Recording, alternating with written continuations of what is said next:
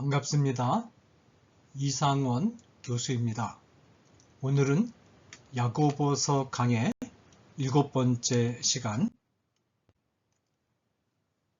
제4강 행하는 자가 되라 라는 주제를 다루고 있는 1장 19절에서 27절 중에서 전반부에 해당한다고 볼 수 있는 1장 19절에서 21절을 함께 살펴보도록 하겠습니다. 1장 19절에서 21절은 두 개의 소주제를 다루고 있는데, 하나는 1장 19절에서 20절까지 듣기는 속히 하고 말하기는 더디하라 라는 주제를 다루고 있고, 1장 21절에서는 말씀이 마음속에 뿌리 내리게 하라 라는 소주제를 다루고 있습니다. 자, 그러면 이제 본문 살피는 작업으로 들어가도록 하겠습니다.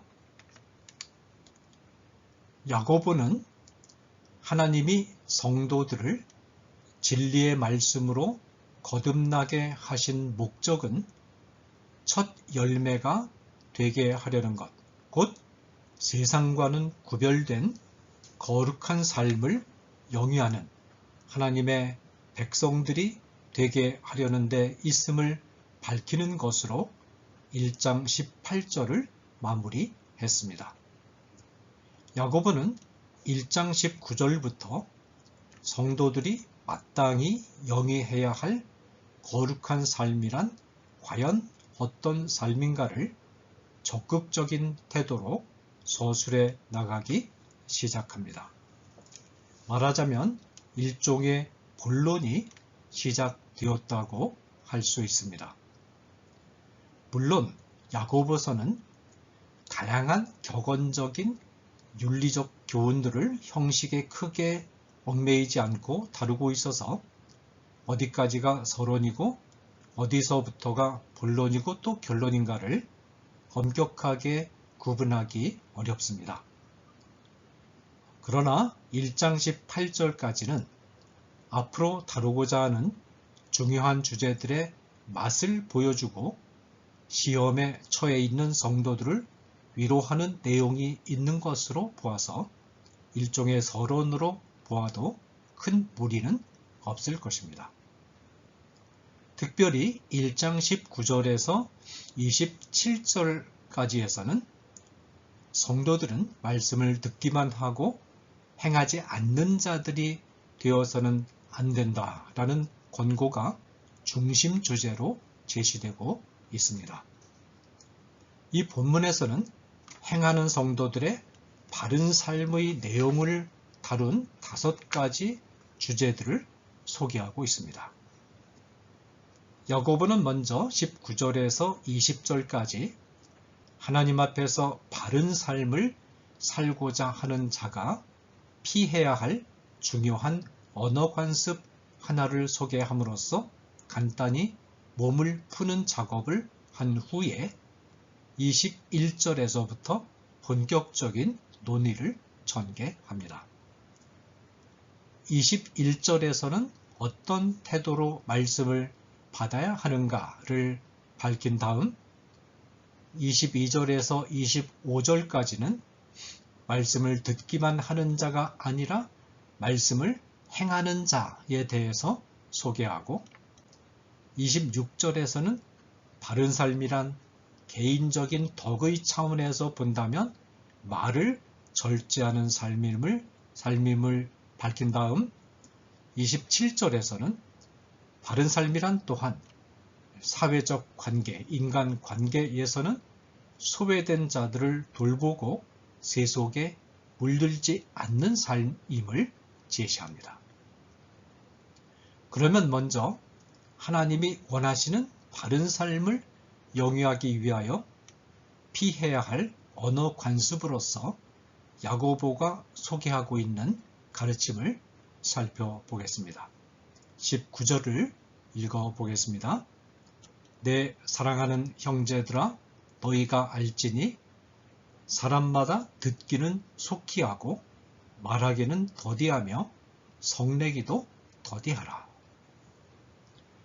내 사랑하는 형제들아 라는 어구는 이전에 다루던 내용과는 다른 새로운 주제가 시작된다는 사실을 지시하는 구절입니다. 야고보는 너희가 알거니와 라고 운을 댐으로써 자기가 소개하고자 하는 내용이 독자들에게 이미 잘 알려져 있는 내용임을 시사합니다. 야고보는 당시 독자들도 이미 잘 알고 있는 윤리훈을 한 가지 상기시키면서 첫 번째 교훈을 제시합니다. 이 윤리훈은 사람마다 다 들어야 할 윤리훈입니다. 이 본문에서 말하는 사람마다 라는 표현은 모든 성도들은 이라는 뜻입니다. 이 윤리훈은 모든 성도들이 유념해야 할 교훈이라는 뜻이죠. 야고보가 말하고자 하는 윤리훈은 세 개의 격언 형식의 어구로 구성되어 있습니다. 듣기는 속히 하라, 말하기는 더디하라, 성내기도 더디하라. 먼저 듣기는 속히 하라는 어구와 말하기는 더디하라라는 어구는 연결하여 같이 생각해 볼 수가 있겠습니다. 인간이 지닌 자연적인 성향은 듣는 것을 더디게 하고 말하는 것을 빨리 하는 것입니다. 사람들은 대체로 상대방의 말을 끝까지 주의 깊게 듣지 못함으로 말미암아 상대방을 충분히 이해하지 못한 상태에서 성급하게 잘못된 결론으로 나아가는 경향이 있습니다. 이 때문에 인간관계가 왜곡되고 뒤틀려지며 많은 문제들이 파생됩니다. 따라서 동서고금에는 이와 같은 자연적인 성향을 비판하면서 듣기는 신속하게 듣고 말하는 것은 신중하고 천천히 하라는 권고들이 많이 있어 왔습니다. 특별히 잠언의 말씀들은 듣는 것은 신속하게 하고 말을 아끼는 것이 지혜자가 갖추어야 할 바른 태도임을 강조합니다. 잠언 17장 27절과 28절에 말을 아끼는 자는 지식이 있고 성품이 안전한 자는 명철하니라. 미련한 자라도 잠잠하면 지혜로운 자로 여기우고 그 입술을 닫히면 슬기로운 자로 여기우느니라. 잠언 10장 19절에 말이 많으면 허물을 면키 어려우나 그 입술을 제어하는 자는 지혜가 있느니라. 잠언 11장 12절 13절에 지혜 없는 자는 그 이웃을 멸시하나 명철한 자는 잠잠하느니라. 두루다니며 한담하는 자는 남의 비밀을 누설하나 마음이 신실한 자는 그런 것을 숨기느니라. 잠언 13장 3절 입을 지키는 자는 그 생명을 보존하나 입술을 크게 벌리는 자에게는 멸망이 오느니라. 잠언 29장 20절 네가 언어에 조급한 사람을 보느냐 그보다 미련한 자에게 오히려 바랄 것이 있느니라. 작고한 고 케네디 대통령의 영부인이었던 제클린 케네디는 미국인들로부터 사랑을 한 몸에 받았던 영웅이었습니다. 특별히 제클린이 공식석상에서 미소만 짓고 말을 안 하는 모습이 깊은 상념에 사로잡힌 지성적인 여인상을 보여준다고 해서 미국인들을 매료시켰습니다. 어느 날 신문 기자가 당신은 공식석상에서 말을 하지 않고 미소만 짓고 있는 이유가 뭐냐라고 물었습니다. 이 질문을 받은 제클린은 머릿속에 아무런 생각도 떠오르지 않아서 말을 하지 않았다 라고 답변했습니다. 머릿속에 들은 것이 없어도 말을 하지 않고 있으면 저 사람은 과묵한 사람이구나 하고 섣불리 무시하지 못합니다. 잠언에 나타난 전통은 중간기 문헌에도 비슷하게 반영되어 있습니다. 시락서 5장 11절 13절에 보면 이런 말이 있습니다. 듣기는 속히 하고 답변을 할 때는 신중하게 생각하라. 깨달음이 오거든 이웃에게 답변하라. 깨달음이 없으면 입을 막으라. 영광과 지옥이 모두 말에서 오므로 사람의 혀는 그의 몰락이다. 심지어 이방 문헌에도 이와 관련된 재미있는 권고들이 제시되어 있습니다. 제노라는 철학자는 인간에게 귀가 두 개이고 입이 하나인 이유는 듣는 것은 더 많이 하고 말하는 것은 더 적게 하라는 뜻이라고 재치 있는 말을 했는데 유대교의 랍비도 비슷한 말을 한 일이 있습니다. 인간에게는 귀는 두 개지만 혀는 한 개다. 귀는 항상 열려 있어서 교훈을 언제든지 받아들이도록 되어 있으나 혀는 두 줄의 이빨로 굳게 둘러싸인 채 통제되고 있는데 이는 말은 적게 하고 듣기는 신속하게 하라는 뜻을 담고 있다. 데모낙스라는 이방 철학자는 제일 훌륭하게 통치하는 법은 화를 내지 않고 말을 적게 하고 다른 사람들의 말을 많이 듣는 방법으로 통치하는 것이다 라고 했고, 비아스는 만일 내가 속히 말하는 법을 혐오하면 오류에 빠지지 않을 것이다 라고 말했습니다. 어느 유대교의 격언은 인간들을 네 유형으로 분류하고 각기 그 특징들을 묘사합니다. 사람들 중에는 네 가지 부류의 사람들이 있다. 첫째로, 빨리 듣고 빨리 잊어버리는 자는 얻은 것을 잃어버린 것에 의해서 상쇄시키는 자다. 둘째로, 듣는 일에 늦고 잊어버리는 일에도 늦는 자는 잊어버린 것을 얻은 것에 의해서 상쇄시키는 자다. 셋째로, 빨리 듣고 늦게 잊어버리는 자는 지혜자다.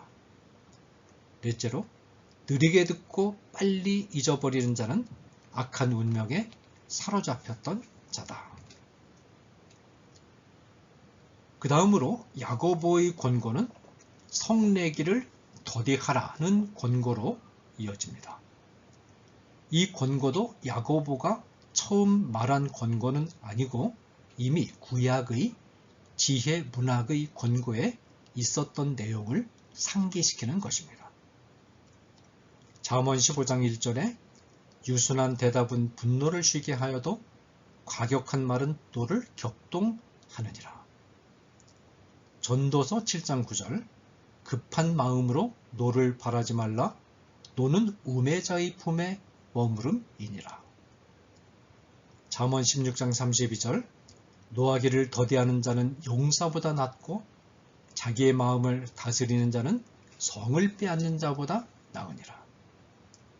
잠언 29장 11절 어리석은 자는 그 노를 다 드러내어도 지혜로운 자는 그 노를 억제하느니라. 예수님은 분을 내는 것이 살인과 같은 차원에서 다룰 수 있을 만큼 심각한 죄라는 점을 지적하셨습니다. 마태복음 5장 21절에서 22절 옛사람에게 말한 바 살인치 말라 누구든지 살인하면 심판을 받게 되리라 하였다는 것을 너희가 들었으나 나는 너희에게 이르노니 형제에게 노하는 자마다 심판을 받게 되고 형제를 대하여 나가라 하는 자는 공회에 잡히게 되고 미련한 놈이라 하는 자는 지옥불에 들어가게 되리라.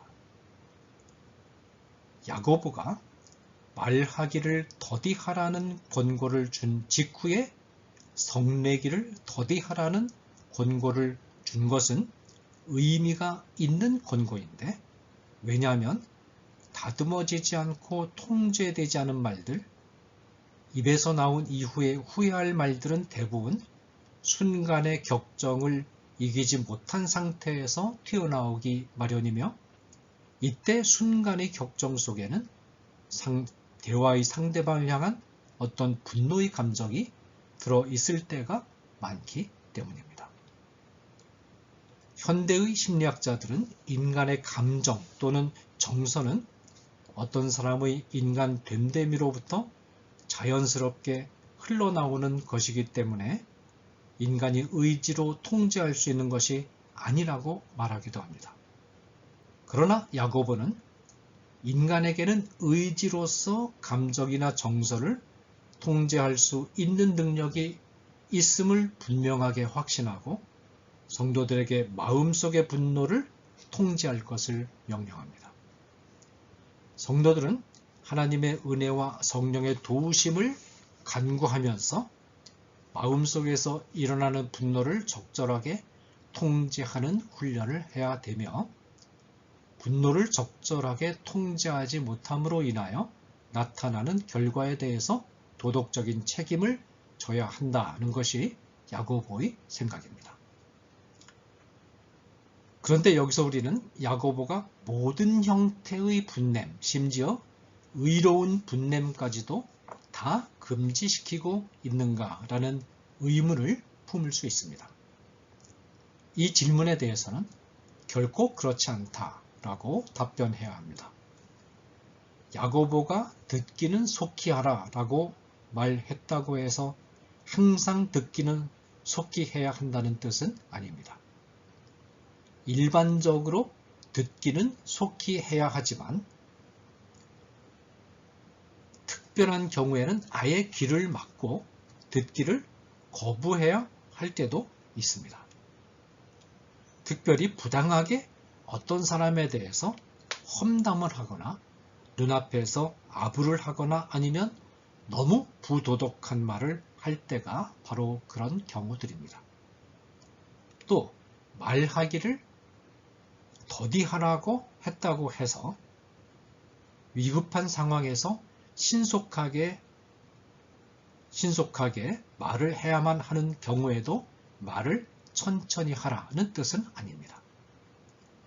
같은 맥락에서 성내기를 성내지 말라고 말했다고 해서 어느 경우에나 성을 내서는 안 된다는 뜻은 아닙니다. 야고보는 다만 일반적이고 격언적인 논점을 강조하기 위해서 절대적인 단언을 즐겨 사용하는 지혜 문학의 장르를 채용하고 있을 뿐입니다. 이 장르는 대다수의 사례들에 적용되는 일반적인 진리를 천명하는 데 사용되는데 어떤 경우에도 예외를 인정하지 않는 절대적인 원명은 아닙니다. 우리의 생활 속에서 때로는 악에 대해서 분노하는 것이 필요합니다. 악에 대해서 분노하는 감정이 죽어버린다면 우리 사회는 지금보다도 훨씬 더 삭막하고 불의한 사회가 될 것입니다. 그러나 악에 대한 분노가 너무나 자주 화를 잘 내는 자신의 성급함의 구실로 이용되는 경우가 있습니다. 다시 말해서 분노하는 태도 안에 자기 자신도 모르는 사이에 조급한 분노자의 마음이나 상대방에 대한 혐오감이나 싫어하는 마음과 같은 주관적인 감정이 담겨 있을 수 있다는 것입니다. 따라서 아무리 의로운 일과 관련해서 마음속에 분노가 일어난다 하더라도 분을 내어도 죄를 짓지 말며 해가 지도록 분을 품지 말고 마귀로 틈을 타지 못하게 하라는 에베소서 4장 26절에서 27절 말씀처럼 분노가 마음속에 오래 머무르지 않도록 자기 마음을 조절해야 합니다. 의에 대한 열망이 아무리 정당한 것이라 하더라도 그 열망의 실현은 결코 분노라는 감정을 통해서는 이루어질 수가 없습니다. 그 열망을 실현하려면 냉철한 태도가 필요합니다. 예컨대 아랍권과 이스라엘 사이의 분쟁만 시작되면 아랍권에서는 혈기와 감정이 폭발하는 대규모 시위가 전개됩니다. 아랍인들은 팔레스타인 구석에 있는 작은 나라 이스라엘을 단번에 지중해 속으로 밀어넣어 버릴 것 같은 기세로 항전 의지를 다집니다. 그런데 막상 전투만 붙으면 아랍권이 백전백패합니다. 왜 그렇습니까? 냉정하지 못하기 때문입니다. 반면에 이스라엘은 무서울 만큼 냉정합니다. 60년대 6.1 전쟁 시에 이집트가 이스라엘을 공격할 것이라는 정보를 입수한 이스라엘 공군이 이집트의 공군 기지를 기습한 일이 있었습니다. 9일 타임지에 이스라엘 공군이 이집트 공군 기지를 공습한 사진이 실렸습니다. 지금처럼 최첨단 컴퓨터와 레이저 유도 미사일이 있었던 때도 아니었습니다. 그런데 찍힌 사진을 보면 폭탄이 정확하게 이집트 군용기의 조종석에만 한 발씩 떨어져 폭발했음을 보여주었습니다. 얼마나 침착했으면 어두운 새벽에 공습을 하는데도 불구하고 조종석에만 정확히 폭탄을 투하했겠습니까? 이런 냉정함과 침착함이 있어야만 이를 이룰 수 있습니다. 분노가 하나님의 의를 이룰 수 없음을 보여주는 아주 좋은 사례는 모세의 경우입니다. 광야를 여행하던 이스라엘 백성들이 물이 없어서 고통을 당하자 모세와 아론에게 불평을 하면서 논쟁을 벌였습니다. 민수기 20장 3절에 모세와 다투었다고 보도하는 것을 보면 이때는 온유했던 모세도 더 이상 화를 참지 못했던 것 같습니다. 이스라엘 백성들은 모세가 자신들을 먹을 것도 마실 것도 없는 황량한 광야로 끌고 온 것을 다시 거론하며 그동안 아마도 수십 차례나 읊어왔을 불평을 또다시 늘어놓습니다. 민수기 20장 3절에서 5절 우리 형제들이 여호와 앞에서 죽을 때에 우리도 죽었더면 좋을 뻔하였도다.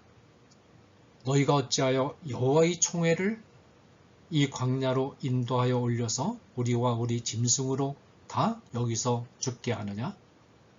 너희가 어찌하여 우리를 애굽에서 나오게 하여 이 악한 곳으로 인도하였느냐? 이곳에는 파종할 곳이 없고 석류도 없고 마실 물도 없도다. 아마도 화가 미처 풀리지 않았을 모세가 회막문에 엎드렸을 때 하나님은 이스라엘 백성들에게 물을 주실 계획을 밝히시고 반석을 명하여 물을 내도록 지시하셨습니다. 민수기 10장 8절입니다. 지팡이를 가지고 네 형 아론과 함께 회중을 모으고 그들의 목전에서 너희는 반석에게 명하여 물을 내라 하라. 내가 그 반석으로 물을 내게 하여 회중과 그들의 짐승에게 마시울지니라. 모세는 일단 여호와의 명령대로 지팡이를 취했습니다. 그런데 아마도 모세는 하나님에 대한 불신앙 때문에 끊임없이 불평을 늘어놓는 이스라엘 백성들의 모습을 보고 의로운 분노를 억제하기 어려웠던 것 같습니다. 백성들에 대한 서운한 마음도 있었겠죠. 마침내 모세는 이 감정을 이기지 못하고 패역한 너희여 들으라, 우리가 너희를 위하여 이 반석에서 물을 내랴 라고 외쳤습니다. 이 외침은 분명히 하나님의 뜻은 아닙니다.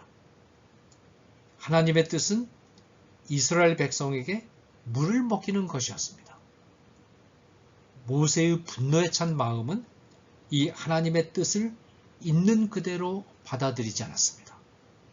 그리고는 하나님이 명령하지 않은 행동을 합니다. 반석을 향하여 명한 것이 아니고 지팡이를 가지고 반석을 2번 친 것입니다. 아무리 의로운 분노라도 그 분노를 통제하지 못하고 하나님의 명령을 어기는 것은 하나님의 거룩을 침범하는 일이 됩니다. 이 일 때문에 모세는 하나님으로부터 나를 믿지 아니하고 이스라엘 자손의 목전에 나의 거룩함을 나타내지 않았다. 민수기 20장 12절 라는 책망을 들어야 했고, 그 벌로 가나안 땅을 밟지 못하는 징계를 받았습니다. 따라서 야고보가 20절에서 사람의 성내는 것이 하나님의 의를 이루지 못함이니라 라고 말하는 것은 너무나 정당한 말입니다. 본문에서 말하는 하나님의 의는 하나님의 탐사와 하나님이 제시하신 표준 아래 영위되는 기독교인의 삶 또는 생활 방식 또는 하나님이 요구하시는 의롭고 바른 생활을 뜻합니다.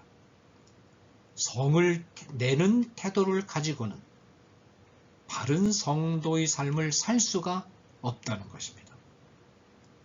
이 점에서 야고보가 말하는 하나님의 의는 인간을 구속하시기 위하여 예수 그리스도께서 십자가 위에서 이루신 그리스도의 의로움, 나아가서는 그리스도 자신을 뜻하는 로마서와 갈라디아서에서 말하는 하나님의 의와는 의미가 다릅니다.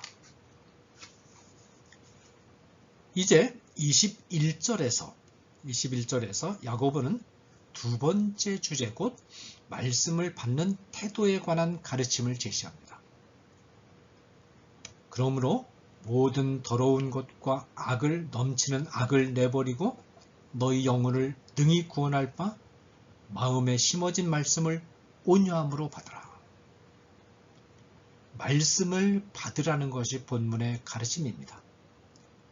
받아야 할 말씀은 성도들을 구원할 말씀입니다. 자, 성도들은 이미 거듭난 자들이고 구원받은 자들인데 왜 야고보는 구원받은 성도들을 향하여 또 구원받을 것을 말하고 있을까요? 이 말은 2가지 의미를 지니고 있습니다. 첫째로, 이 말은 윤리적인 의미를 가집니다. 성도들이 영혼의 속사람의 차원에서 거듭난 것은 사실이지만 겉사람의 차원에는 여전히 죄의 잔재가 남아있어서 이 세상에서 삶을 영위하는 동안 성도들을 끊임없이 괴롭히고 있는데, 이 죄의 잔재의 세력으로부터 항상 새롭게 실존적으로 구원받아야 합니다. 이 일을 누가 하느냐? 성령께서 이 일을 하시는데 무엇을 통하여 이 일을 하시느냐? 바로 말씀을 통하여 이 일을 하십니다. 둘째로, 이 말은 종말론적인 의미를 가집니다. 거듭나는 순간 영혼은 구원받았으나 몸은 여전히 구원받지 못했습니다. 그러나 예수께서 재림하시는 종말의 날에 하나님은 인간의 몸까지도 구원해 주시는데 이때도 말씀을 통하여 이 일을 하십니다. 영혼의 속사람이 거듭나는 것도 그리스도의 삶의 과정에서 죄의 잔재로부터 실존적인 구원을 받는 일도, 그리고 마지막 날에 몸이 완전한 구원에 이르게 되는 것도 모두 말씀을 통하여 이루어집니다. 자, 야고보는 하나님이 이 말씀을 마음에 심으신다고 말합니다.